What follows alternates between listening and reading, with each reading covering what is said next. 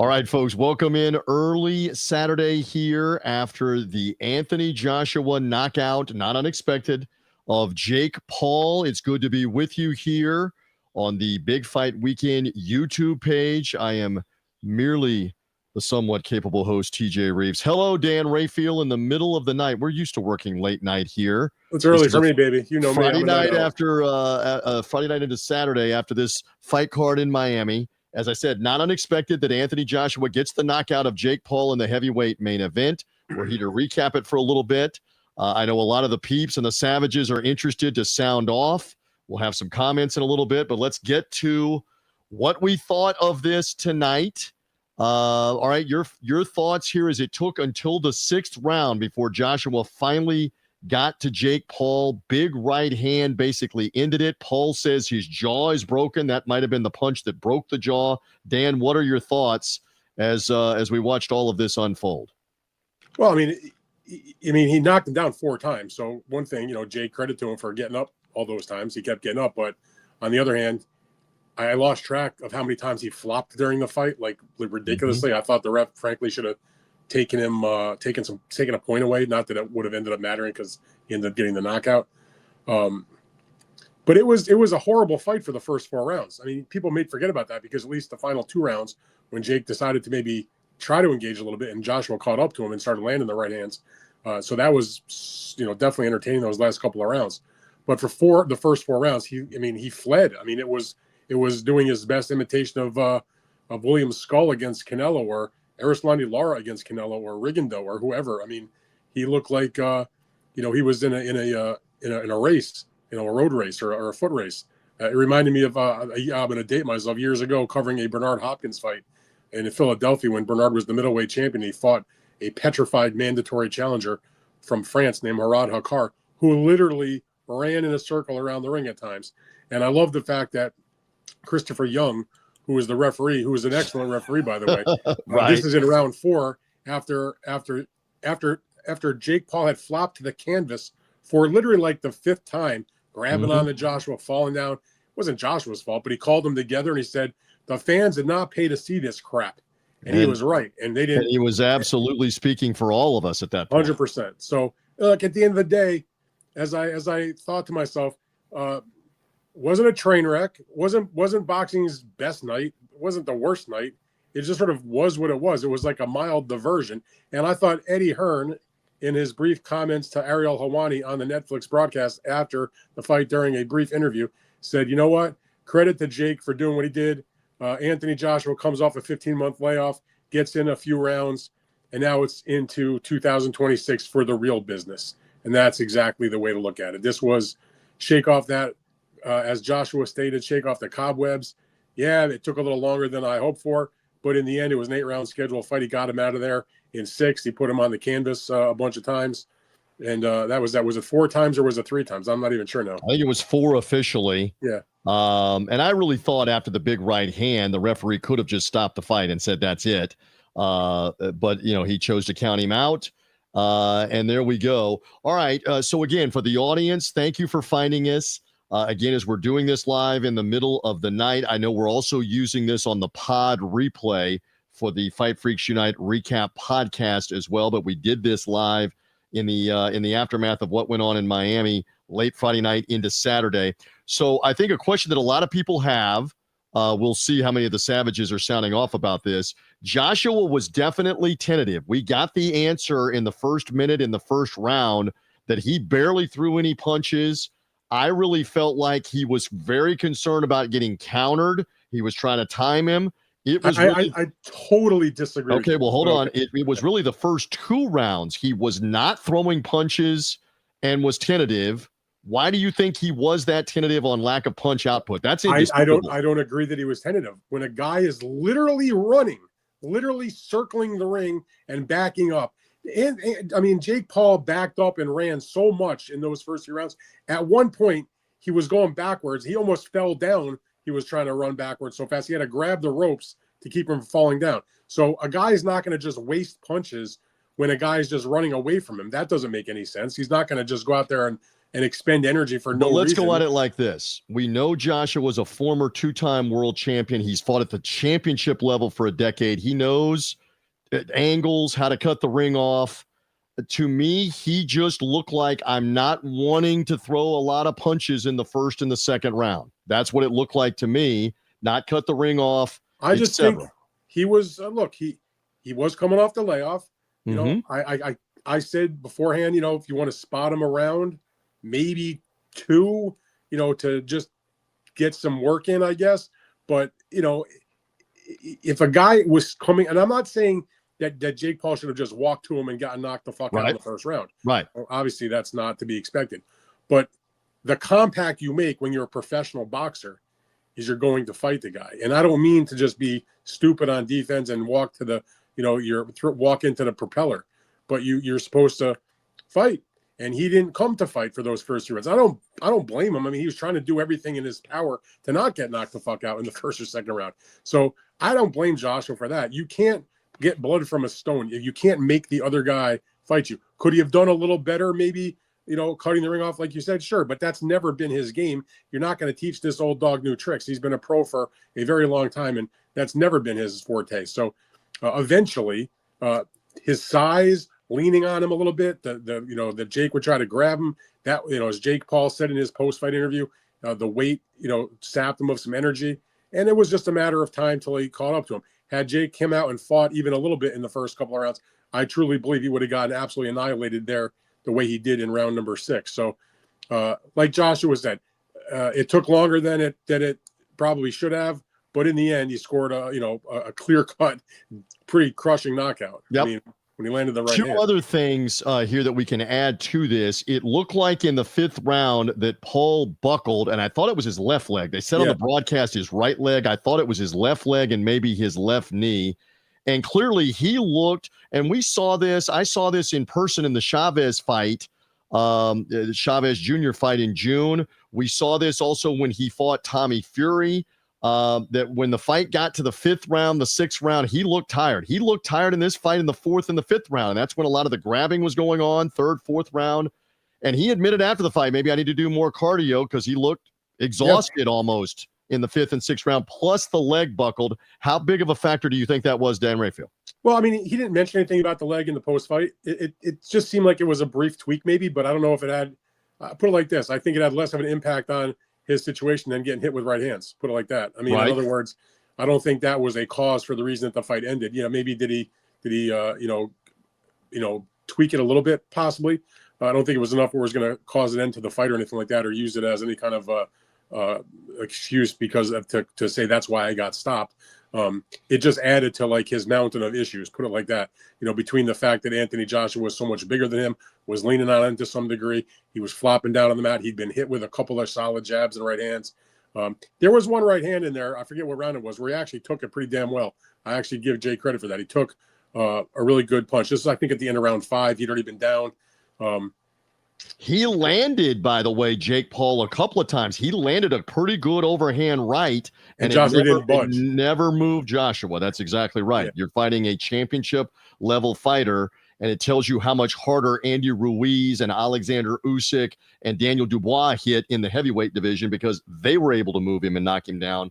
But that punch, Usyk didn't knock him down. He didn't knock him down, but he moved him. He moved him, Usyk's the best fighter in boxing. I mean, and he's a heavyweight. He's a true heavyweight. On this. Again, we'll get to a couple of audience comments in a few moments. Again, Joshua got what we expected just a little later. By the way, I joke with you. One of us had the over 2.5. You had the under. I still thought like 3rd round, early 4th round. And it just seemed Joshua was content to maybe make him, I don't know, that this didn't get asked. He did make reference to it, though, about wear him down a little bit, get him into the fight, get him into the 5th round, 4th round, 5th round, get him tired, and then he's an easy target or an easier target. You buy that? He basically said, pin him down, hurt him, and, take my time. I mean, I can't tell you how many times I've heard guys say after a fight, I took my time, which is okay. And I'm not mad about that. At the end of the day, he got him out of there. I mean, it's embarrassing that he didn't get him earlier, but I think it would have been more so if he was there to actually fight. Again, the running was overt. I mean, it was just absurd. It wasn't just like, I'm going to move and box. This was not a guy, is a stylist and he's going to give you lateral movement and angles. This is not, Lomachenko moving to the side or, somebody with those types of skills. This was somebody, for lack of a better phrase, like fleeing for his life. Like, it was almost like he had robbed a liquor store and was running away from the cops. I mean, it was very, very blatant. And what's Joshua supposed to do? I mean, he was winning all the rounds. I mean, I haven't seen what the official scorecards were. I maybe if you wanted to be super generous, because there was like 1 or 2 punches landed in the first round, I could maybe see you giving Jake Paul round 1, but Joshua won every other round. Whoever the Netflix unofficial scorer was gave him the 4th round, gave Joshua the first 3, gave Paul the 4th, and then obviously the 5th there's 2 knockdowns, and the 6th there's 2 knockdowns, and the fight's over. The unofficial judge was Sean Wheelock, who's been on broadcast before. I've seen him plenty of times. Does a good job. I don't necessarily remember something specific in round 4 where I would think it was enough to actually give him the round, particularly because round 4 was the round where Jake literally flopped 5 times by my count. Grabbing him around the legs. That round when he's running around like that. Forget about it. All right, so let's get to some comments as we do this live, and we'll get some more analysis from you about what's next on Joshua. When we got to talk undercard, Alicia Baumgardner winning on the undercard and the other undercard fights. But the peeps are in here. They've been commenting away, Big Dan, earlier in the late night, the early morning. Let's see. Let me, from a technological standpoint, let me get rid of that while we do this on the fly, and let me go here. Who is this? I'm looking for the commenter. It's Gridzoni, who says Jake was in there to survive, not win. Nightlife says the same thing, that Jake spent too much time falling all over. It became a joke. Listen. Here's the thing about that. If you really get down to the real deal, he had no real avenue to victory, unless the lucky miraculously I won't even call it lucky, but if he was able to somehow land the perfect shot, maybe he could have done some damage. He was never going to outbox Joshua. He's never going to out physical Joshua. That's why this was called a mismatch from the beginning. Now, the only thing that we were wrong about was it didn't end in round 1 or 2. It ended in round 6. But at the end of the day, it was a completely one-sided thrashing, and that's it. Yep. Boxing God says, I'm really tired of the JP fights. Hope he goes away. I don't think it's likely that he goes away, but clearly at this point, the whole thing about being a legitimate cruiserweight contender, if not heavyweight contender, that's out the window. You stepped up. I'm going to tell you right now, on an older heavyweight contender at this stage and got dominated and knocked out. If he comes back and puts a win under his belt after this knockout, he'll get a cruiserweight title shot, whether you or I like it or not. It may not be deserved. It may be ridiculous, but because of his economic muscle, his popularity, the fact that he went 6 rounds with the former 2-time heavyweight champion, he's going to get a cruiserweight title shot. Mark my words. Mark my words. You believe off of this fight, even in the loss, he could get a cruiserweight title fight next without having to fight another fight and win it? Okay, go ahead. I didn't say that. I think he has to fight another fight and win it to be able probably. to. But he'll get a shot. I mean, if he decides to continue to fight, which he said that he would, and I think he will, he'll still make. And by the way, if Jake Paul fights for a cruiserweight world title, it'll be another huge event for boxing. A couple of other commenters. I'm not sure on the name here. This looks like Rypro 825 says, do you think AJ took it easy on him? No. Okay. Well, I mean, there's going to be, some of that's going to be out there because it took 6 rounds. Because he didn't catch up to him. Once he got him, he was throwing right hands and dropped him 4 times or whatever. I mean, that's not taking it easy on a guy. He threw a couple of those overhand shots with mean fucking intentions. Enough with the fucking conspiracies. The fight's over. We saw what we saw. He blew the guy out. Lamont Hawking says, well done to Ronaldo, Poncher, and Hay. The ringside commentary was superior. Many of the other broadcast teams on Netflix, I thought they did a good job. David Hay had obviously been in there, right, with Anthony Joshua. That's part of the reason why he was there. No, he never fought Joshua. I thought Hay had. Okay, so he had the British heavyweight angle. The people that I was with, I was watching it with several people tonight, said, why don't they have Lennox Lewis on the commentary like he's done before? And they had him on the studio show. They didn't have him on the blow-by-blow. Lennox is better served in that position than on blow-by-blow. I think so. Let's see. What else? I'm looking for a few of the other comments from different people. Ali says Jake was taken to the hospital. He said after the fight, I broke my jaw, so it wouldn't surprise me if he's Oh, there. I'm sure he went to the hospital. He said, if you say your jaw's broken, you probably Yeah. know, even if it's not actually broken, there's an issue. You need to get it checked out. And as he was saying that, he literally spit a Yeah, he gigantic did that on purpose. gob of blood out of his mouth. I thought so too. Nico is asking about, would Jake Paul hang with any top 10 heavyweight? Well, I would consider Joshua a top 10 heavyweight still. Would you consider Joshua a top 10 heavyweight at this point? Lower part of the top 10. All right, but part of the reason I would have probably dropped him out of my rankings because he had been off for 15 months. But now that he's back active, he's certainly. But you just saw him with a top 10 heavyweight, a former world champion, and you saw what it looked like. But I mean, we talk about top 10 heavyweights. Would Jake Paul hang with is he going to hang with Philip Hrgovic, Daniel Dubois, Fabio Wardley, Joe Parker? Is he going to hang with? Would he hang with even a guy that's not a top 10 heavyweight? Would he hang with a Richard Torres? Would he hang with a Guido Vianello? Guys who are Olympians. Would he hang with those types of guys? I didn't see anything tonight. I didn't see anything tonight that would tell me that he would. I agree with you. No, I don't think so. I think every single guy I just mentioned would knock him out. Hand in Air says this was hard to watch. Let's see. KB Masterpiece is disappointed that you did not come in a Santa suit tonight on the immediate aftermath Fight Freaks Unite recap show. You mocking my beard? Yeah, that's okay. Dana Kid says thank you for the late night pod. You're welcome. What else? Agreed. Let's see. Eric agrees with you, says just totally ridiculous. I think he means on Jake running and flopping and grabbing a hold of him.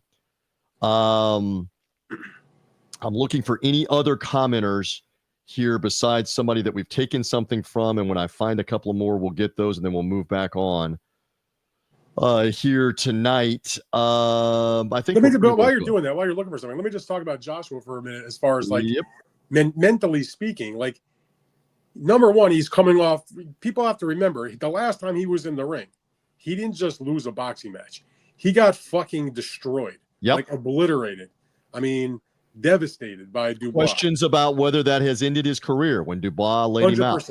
And then he had surgery on his elbow, and he's off for the 14, 15 months. And I agree it went too long, but I'm still willing to cut Joshua some slack because in the end, he got the job done in style. And it's easy for us to not think about the last time I was in the ring, I got pulverized. But if you're the guy that got pulverized, I guarantee you that was on his mind. I've been covering boxing for a long time. I have talked to countless fighters who've talked about, the mental aspect of the coming back from a devastating loss. It's not easy. So I'm willing to show him some grace in that particular sense. Another part of this for the audience that's now here with us, thank you for finding us. Hit the like button. Make sure you subscribe. This is exclusively on YouTube. Again, the pod audience is hearing it as a replay. We did this first in the middle of the night, Friday night, Saturday morning, after the Anthony Joshua KO on YouTube, on the Big Fight Weekend YouTube page. Do you believe Anthony Joshua will take another fight? You've been theorizing and hearing that it might be in February, or will he just try to go to Tyson Fury next? I want your take first, then I'll weigh in. What do you think? Does he take another fight? He said he wanted Fury next, and I don't blame him for that. But the deal that they have, to my understanding, with Turki Al-Sheikh is that each guy would get a fight sometime in the first quarter, and then they would fight a second time, in the year against each other, probably in the fall. So I think if that is what that was the sort of the plan ahead of time, they'll probably stick to that. I mean, sure. I mean, anytime, especially when you're the ages of these guys and you're basically at the end of your career, tune-up fights are never a good thing. But in that particular sense, it's even more of a calculated risk, I guess. So I'd like to see them fight next, but obviously they want to put another payday in their pocket. And if they do take tune-up fights, I just hope they take like bums, basically, just like get it out of the way and let's move on. Right. I don't understand, and this is my take. I don't understand why Anthony Joshua would take a risk of losing to somebody. So the fight, like you said, the fight would probably be a knockover opponent, and I don't know that we have to see that. And in Fury's case, he hasn't fought in a year, and his last two fights were losses. Maybe he does need the tune-up fight that essentially Joshua got tonight here in mid-December. Like I said, the plan, he may be calling for Fury next, and I appreciate that. But I think they already have a deal with Turkey that says you're getting a fight each, and then we're doing the fight with you against each other. I mean, whether we like it or not, we're not the ones paying the bill. If Turkey's okay with it and he's the one paying the money, you've got to figure Joshua and Fury, they'd love to get paid a lot of money to fight a bunch of stooges before they fight each other in the big one. So I'm assuming that they'll probably have fights that are on the, knockover type opponents, probably do them in Saudi Arabia, and then have the big one at the end of the year. I assume it would probably be geared towards, because they try to do a big fight when the Riyadh Season Festival, which lasts, like 4 months, when it opens. That's usually like in the beginning of late September, early October. So I think that's when they would probably look to have them fight each other. We'll have to wait and see. But, I'm very confident that as long as they don't lose, they're going to fight next year. And remember, we didn't get the Deontay Wilder-Anthony Joshua fight because Wilder lost to Joseph Parker on the same card with Anthony Joshua. So you are taking a risk. Now we might get Alexander Usyk against Deontay Wilder after all that. All right. Give me some thoughts on the Jake Joshua undercard. Again, Alicia Baumgardner wins her junior lightweight 3-belt unification title defense. One-sided.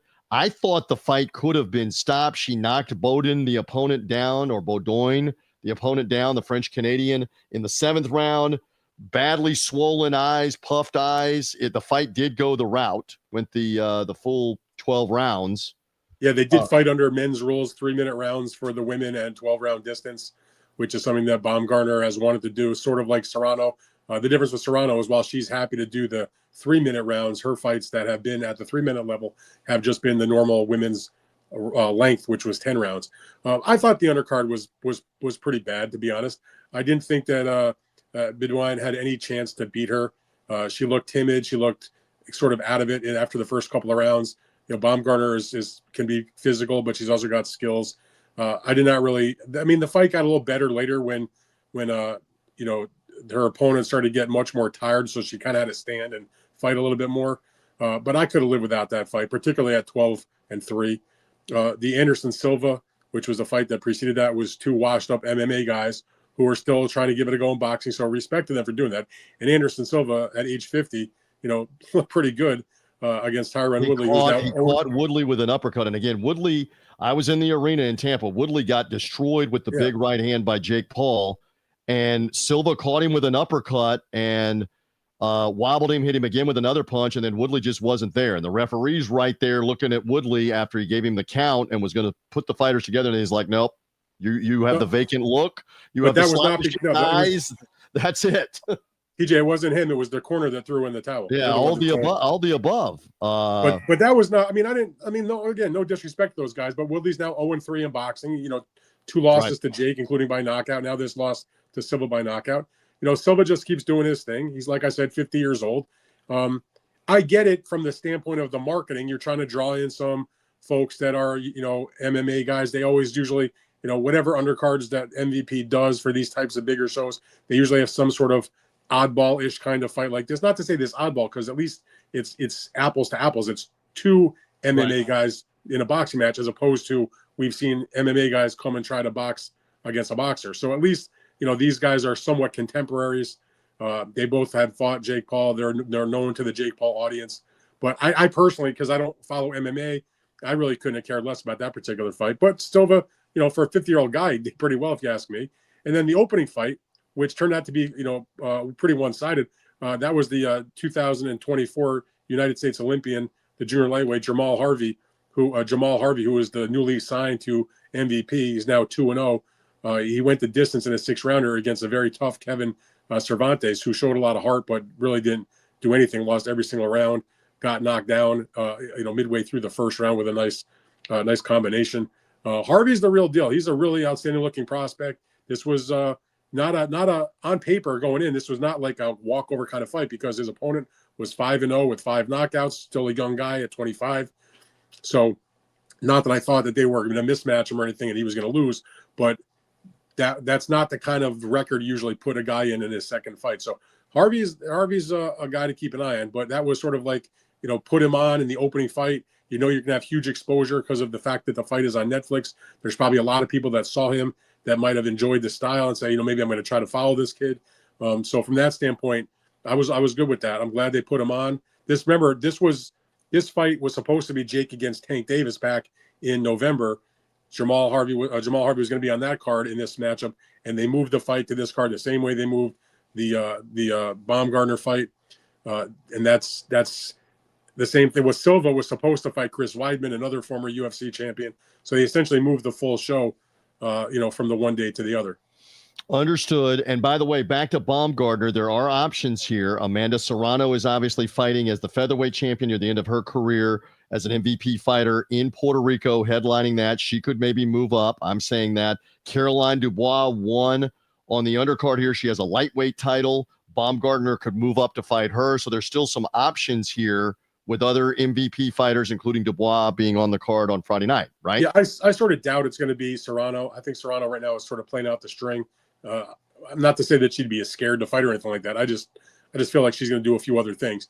But Baumgartner was calling out Caroline Dubois after the fight. She's like, you want to, come up and see me. She wants to do a 12-round fight. Caroline Dubois probably will have some say in that, because if she moves up, it'll be Caroline who is defending her title as opposed to going to fight for Baumgartner's title. That I'm sure will be a bone of contention if they do decide to negotiate the fight. Because Caroline Dubois' title's a WBC title, right? And she would not be able to fight a 12-round fight without the WBC saying you got to give our belt up. So interesting on that. But if she wants to fight for the lightweight title, I mean, if she has to do the 2-minute rounds and 10 rounds, that's the way it's going to be. Mm-hmm. If she wants to fight for the belt. Now, Caroline could give up the title, but to be quite honest, sometimes you need a title to make the fight. And in this particular case, the reason to make Dubois against Baumgartner is because she's got a lightweight title. It doesn't really seem logical to me that she would give up that title just to acquiesce to Baumgartner. There's other people she could fight. But we'll see how that goes. I don't think it was ever going to be the next fight anyway. She'll be back and they'll do something else, whether she defends her title or maybe she tries to move up and take a non-title fight. But I think that Baumgartner will stick around at least for another fight and defend. And even if she goes up to fight Caroline Dubois or somebody else for a title in the lightweight division, it doesn't mean she's going to automatically vacate. She could see how she feels afterwards, if she wins, if she loses, whatever, and then return and defend her belts. I mean, by all accounts, as they mentioned on the broadcast, she should have been undisputed, but because of the WBC's situation where they won't sanction a fight for women that's 3-minute rounds or a 12-round fight, she did what Serrano did. She vacated the WBC title, so she defended the other three. But she is the number one fighter in that weight class, obviously. All right, let's get back to a couple of other comments before we are gone. The aircraft carrier says the women shouldn't be doing 3-minute rounds moving forward. Based on what? Some would argue, though, that you might get more action, more knockouts if somebody's a little more fatigued in a round as opposed to the 2-minute rounds. There's a counter argument. You get more action in 2-minute rounds. Potato, right? On that. Yes.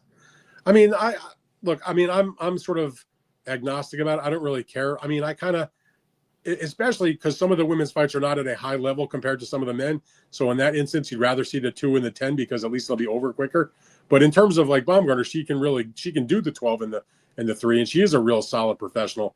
So I don't necessarily mind it, but I'm okay if they decide to do 2-minute rounds and 10 rounds. I'm fine with that. But just to say they shouldn't do 3-minute rounds, that's aircraft carrier's opinion. That's fine.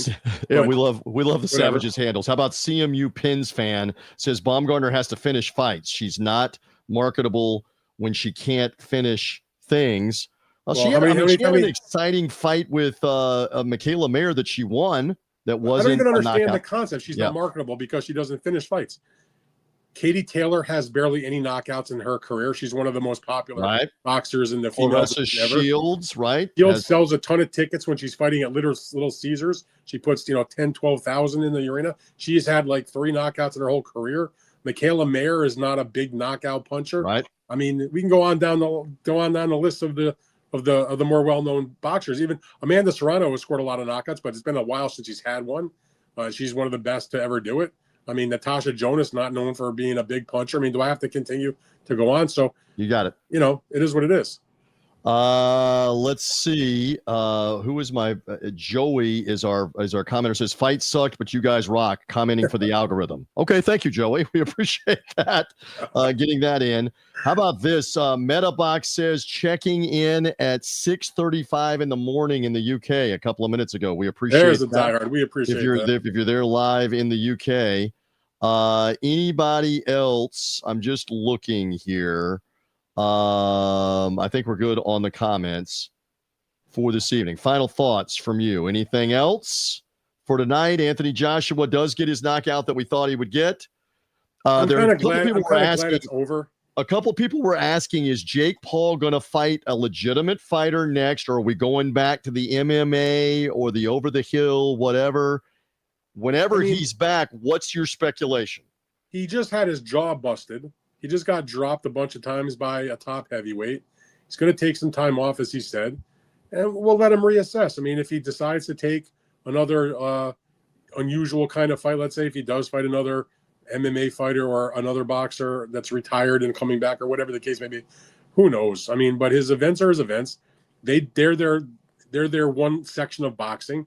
It has no bearing on like the bona fide championship level fights. So as I've said ever since Jake Paul's whole thing started, boxing is a big tent, and there's room for these types of events. There's room for, as I said before, club fights. There's room for the big time championship fights. So it's not like because he's fighting these kinds of matches that we don't get to see other kinds of matches. So it's not impacting the quote unquote real boxing matches. We're still going to see fights like, Shakur Stevenson against Teofimo Lopez. We've still seen lots of top fights. We still saw any number of outstanding matchups. We're still going to see the top fighters take on, real championship level type fights. And if Jake Paul wants to do his own thing on the side and fight these types of, what's the word? Like sideshow type matches. Spectacles, right? Spectacles. That's fine because the fans turn out. They seem to enjoy it. They do big numbers on Netflix. He has filled arenas all across the country.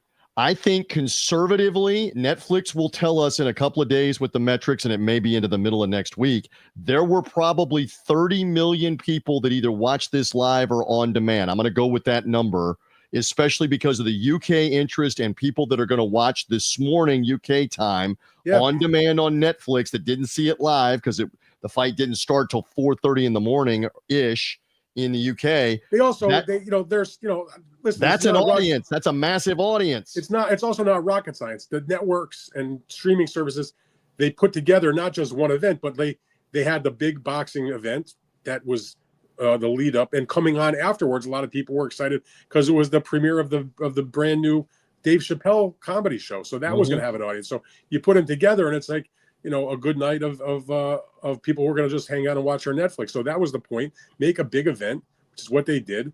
Now you talk about how he fills arenas, and they may deny this, but I know for a fact from ticket brokers that I speak to regular to get my real true intel on what's up with the tickets. They gave away a lot of tickets for this fight. They did a lot of 2-for-1 deals. They were giving away blocks of 50 tickets, I was told. That doesn't mean there wasn't a lot of people that also bought tickets and went out to the. My understanding in Anaheim, they may have given some away, but a lot of that was sales, and he has sold out previous arenas. Maybe this has run its course just one more time here, where the public looks at this and says, you've been fighting MMA guys. You fought a 58-year-old Mike Tyson. You fought a washed-up, bloated Chavez Jr. You got in there with a real fighter and got knocked out. We're over this. The market will dictate that on whether people watch and whether people want to buy tickets to it. My perspective, though, is like this. It's that if you don't go into a Jake Paul event thinking you're watching a guy on the pound-for-pound list or you're watching a world championship fight, that's fine. Not every fighter is going to be able to be at that level. So Jake has found an audience. I think he's done a great job marketing himself. And, look, he tries. He comes in shape. He gives a great effort. He took some bombs from Joshua and actually didn't get knocked down. So, a lot of people couldn't do that. So, just because he didn't win the fight doesn't mean it was a complete waste for him. He probably proved something to himself. Look, he can go for the rest of his life and say, I may not have won the fight. I may have got my ass kicked in the end. But you know what? I went 6 rounds with an Olympic gold medalist and a 2-time heavyweight world champion. And I've only been boxing amateur or pro for like 5-6 years. I mean, there's not a lot of people that could ever say that. And by the way, there's nothing wrong with that. An unbelievable job of marketing and hype to get him to the moment, because that's what got him to the moment. It wasn't on in-ring accomplishment that got him to the moment. It's marketing and hype that got him to the moment. And Jake Paul has easily made 9 figures here over the course of the last 2 or 3 years with the Mike Tyson fight and now this fight. So there you go. All right, final thought. We're going to get out of here. We've been here a little bit in the middle of the night, Friday night into Saturday morning. Any other final thoughts? Dan Well, Rafael. my final thought will be what I started with. It wasn't boxing's best night, far from it. But you know what? Thankfully, it wasn't boxing's worst night, because in the end, it was not a complete train wreck. And there was, Jake didn't have to go to the hospital. I'm glad about that. I went to the hospital for the jaw, but not because he was like seriously injured. So in the end, the circus moves on to the next town. And by the way, it should be noted, ESPN was talking about this after it was over with. I was in the vehicle after leaving where I was watching the fight with others, and the national network Fox Sports Radio was talking about Jake Paul and Anthony Joshua. So there was definitely a buzz in the mainstream sports media about this, even though Joshua dominated the fight and won the fight by knockout. I'll say that in conclusion. Yeah, I mean, anytime you get national headlines for a boxing event, and it's not because a guy got his ear bit off, I think that's a good thing. There's not, let's just be honest, there's not another American heavyweight that's out there that would put a compelling fight out there right now that would draw 10, 15, 20, 30. I, again, will be shocked if this is not a 30 million audience live and on demand from Netflix. Well, when you say that, a lot more than that.